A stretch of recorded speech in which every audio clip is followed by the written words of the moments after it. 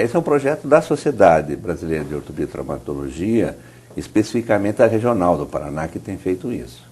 E nós, baseado no dado esse, né, que nós somos cada vez mais idosos. Está ficando mais idosos e nascendo menos gente. Né? Nós tínhamos uma pirâmide no nascimento, hoje nós estamos começando a fazer um trapézio. Né? E 60% dos pacientes acima dos 60 anos se acidentam em casa. Então a casa é um problema. Né? De cada 10 pessoas depois dos 60 que tem fratura, 6 aconteceram dentro de casa.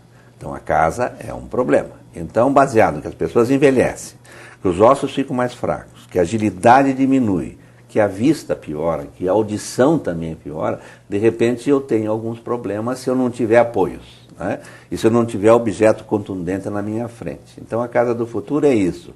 Futuro, porque nós começamos com casa que protege, casa segura, e a casa do futuro é isso.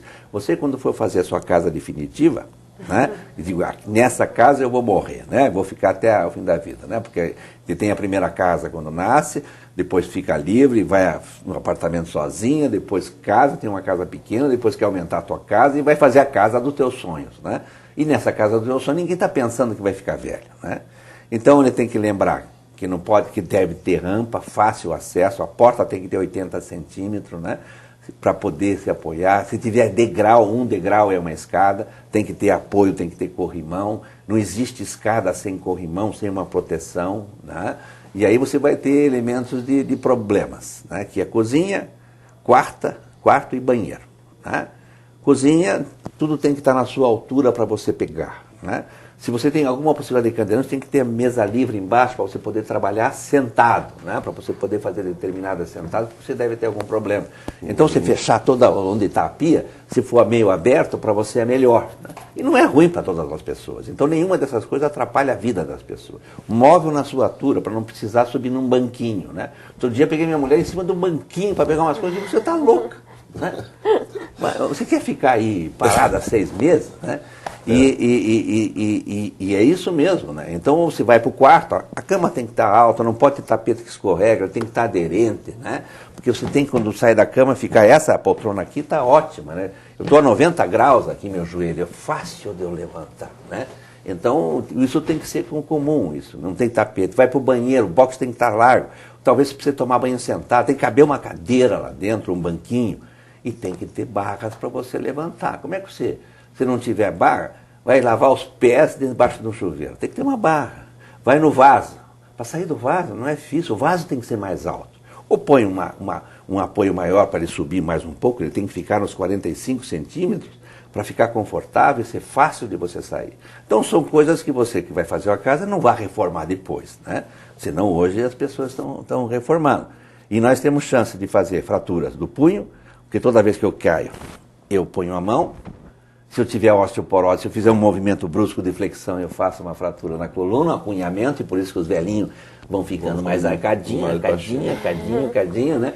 Nós vamos diminuindo de altura, vamos perdendo água, as vértebras vão diminuindo. Eu tinha 1,73 m, provavelmente eu não medi, eu devo estar com 1,72 m já, né? 1,71 m daqui a pouquinho, né? Entendeu assim? A outra fratura, quando escorrega e cai no chão, é a fratura do colo do fêmur. Vai ter que ser operada, ou todas as duas vão ter que ser operadas, fixada. Essa é complicada, né? E todas elas podem levar à depressão. Uma causa de depressão no idoso é a sua fraturinha. Se eu já tenho uma tendência a fazer uma depressão, e de repente eu que era ativa, né? Porque eu estou falando ativo porque a mulher é mais vítima do que os homens, né? E fraturei o punho, vou ficar 2 meses sem poder mexer, não vou poder pôr a mão na terra como fazia. Ai, meu Deus do céu, né? Sou uma inválida. Ele passa pela cabeça isso, nunca mais vou ficar boa, por mais que o médico diga que vai ficar boa, eu acho que nunca mais vou fazer as mesmas coisas. E aí entra uma depressão. Dá 20% no último trabalho. E com esse estilo de prevenção, os Estados Unidos, que tinha fraturas de colo de fêmur, é uma enorme quantidade, já diminuiu 20%. Então, se eu tinha 100 mil fraturas do colo de fêmur durante um ano, passou já para 80 mil. E aí, se você olhar do ponto de vista econômico, quanto nós deixamos de gastar também. Então, e tudo isso são valores altíssimos, né? E custa, né? Custa. Então, é isso aí, o objetivo é isso. Para que nós estamos falando isso? Estamos falando para os idosos que não têm a casa, reforme sua casa, que são coisas, não são nada caras, né? para abrir uma torneira ou porta, por que tem que ser circular? Se for tipo de alavanca é muito mais fácil. Por que a tomada tem que ser aqui embaixo para se ajoelhar para pôr? Por que a tomada não é aqui?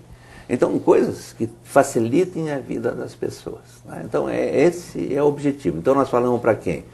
Para os agentes comunitários de saúde, porque no sistema público, vai verificar na casa, olhem a casa tem que ser saudável. Corrija isso, né? Não basta tentar ver se tem doente, ver se a casa está boa. Né? E isso, se tem política pública de residência, não pode fazer casas de populares que não tenham essas qualificações. Na regra está dizendo 3% dessas casas deverão ter qualificações para idosos. Todas deverão ter qualificação. Né? Então, e não são coisas que vão aumentar o custo dela. E falamos para os arquitetos, falamos aqui em Cascavel para os arquitetos de Cascavel, para que ponha na cabeça das pessoas que querem casa os problemas que pode ser. Pode ser que uma escada livre, assim, vão livre, seja bonita, né? Mas não é segura. Né? E falamos também, então, para os agentes comunitários, arquitetos e para os idosos. Bom, eu acho que o grande problema dos idosos é que eles sempre se acham que estão bem, por isso eles fazem muito esforço. Por exemplo, lavar a calçada. É muito comum a gente ver idosos que escorregam, né? Como é que fica essa questão? É porque o idoso ele tem uma necessidade, como ele fica muito tempo sem fazer nada, que ele está aposentado e não tem mais uma atividade, muitas vezes eles se sentem, sabe, como se fosse um peso para alguém. Então eles têm a vontade de fazer alguma coisa. E eles têm necessidade de mostrar que eles estão fazendo porque eles querem ser reconhecidos. E isso daí é que acaba causando subir num banquinho, lavar uma calçada. Os países mais civilizados fazem... porque o idoso tem que trabalhar. Né?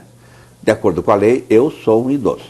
Né? E, portanto, eu estou aqui trabalhando. Então, o trabalho é uma boa terapêutica. Né?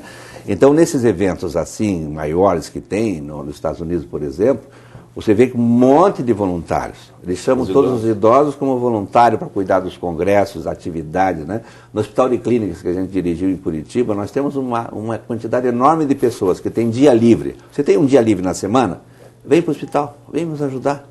Então, um grupo de idosos para acompanhar doente, para conversar com o doente. Às vezes o médico não tem tempo de conversar, né? E alguém precisa conversar. A enfermeira não tem tempo. Então, se você tiver um voluntário, então o voluntariado é outro estímulo para as atividades das pessoas mais idosas que está sobrando tempo. Eu me aposentei na universidade, que está sobrando tempo. Eu preciso arranjar alguma coisa para fazer, né? Nesse tempo que eu estou. Não vou colocar mais medicina, porque é muito complicado, né? Mas ele pode fazer outra coisa, né? A casa do futuro. É isso. E para finalizar essa nossa conversa, então, como é que seria o comportamento dos familiares em relação aos idosos? Apoiar essa vida ativa, como é que seria isso? Se o casal, se tivesse oportunidade, se o idoso tivesse oportunidade de ter os filhos por perto, eu acho que é uma responsabilidade, sim, dos filhos, da família. Eu acho que todo mundo tem que participar.